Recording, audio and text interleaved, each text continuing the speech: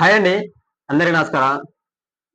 మన రాష్ట్రంలో కూటమి ప్రభుత్వం రాకముందు మహిళలకి స్త్రీ శక్తి పథకం కింద ఉచిత ప్రయాణాన్నయితే అందిస్తామనేసైతే చెప్పారు. అదే పథకాన్ని ఆగస్టు 15 నుంచి మహిళలకి అందించారు. రాష్ట్ర వ్యాప్తంగా ఉచిత ప్రయాణాన్నయితే ఆర్టీసీ బస్సుల్లో సదుపాయాన్ని కల్పించారు. అయితే ఈ ఉచిత ప్రయాణాన్ని కల్పించడం ద్వారా ఆటోకి గిరాకీ అనేది పడిపోయింది. అయితే వారికి కుటుంబ పోషణ కూడా చాలా కష్టంగా ఉంది అనేసైతే ప్రభుత్వానికి చాలా రకాలుగా వినతులైతే అందించారు.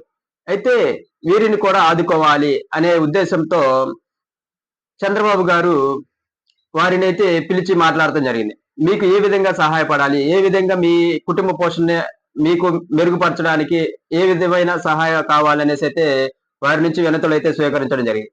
అదే విధంగా వీరికి కుటుంబ పోషణకి ఆర్థిక భారాన్నయితే తగ్గించడానికి, అలాగే ఈ ఆటోలకి ఏదైనా మెయింటెనెన్స్ ఖర్చు గాని, ఇలా కొంత మేరకు గవర్నమెంట్ నుంచి ఆర్థిక సహాయాన్ని అందిస్తామనేసైతే వారికి భరోసాగా ఇవ్వడం అయితే జరిగింది.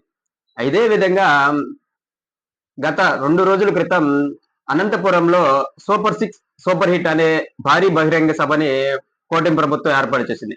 ఈ భారీ బహిరంగ సభలో ముఖ్యమంత్రి నారా చంద్రబాబు నాయుడు గారు ఆటోలకి అంటే ఆటో డ్రైవర్లకి 15,000 రూపాయలు అందిస్తాము సంవత్సరానికి అనేసైతే చెప్పడం జరిగింది.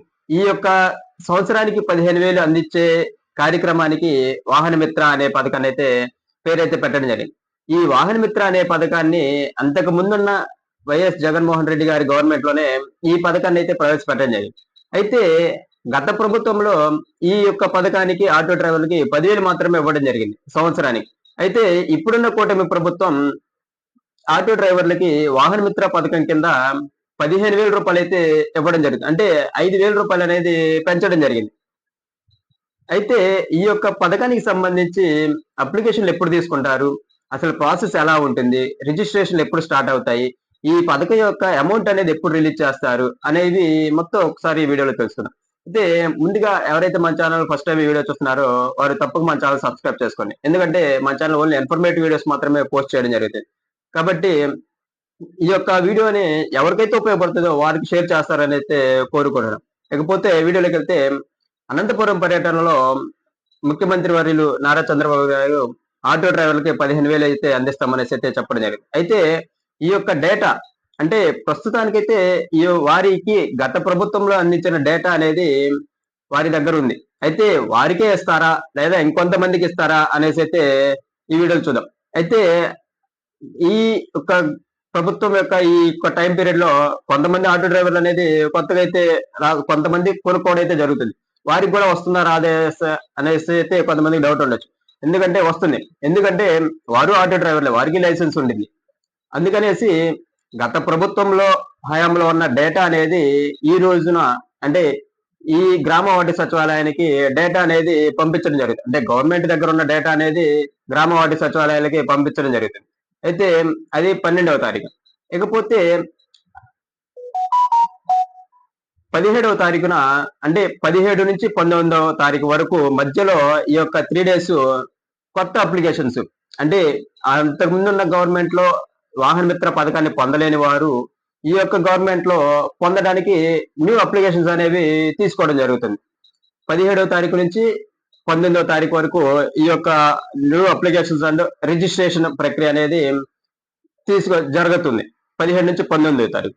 అలాగే 22వ తారీఖు అంటే ఈ మంత్ 22వ తారీఖున ఫీల్డ్ వెరిఫికేషన్ అంటే వీరు కరెక్ట్ గానే వీరికి యొక్క లైసెన్స్ ఉందా, వీరి సొంతంగానే వాహనం అనేది ఉందా, వీరి యొక్క డాక్యుమెంట్స్ అన్ని కరెక్ట్ గా ఉన్నాయా అనే మొత్తం 22వ తారీఖు లోపు ఈ యొక్క ప్రక్రియ అనేది జరుగుతుంది. కొత్త అప్లికేషన్స్ తీసుకుంటారు, అలాగే ఫీల్డ్ వెరిఫికేషన్ అయితే జరుగుతుంది.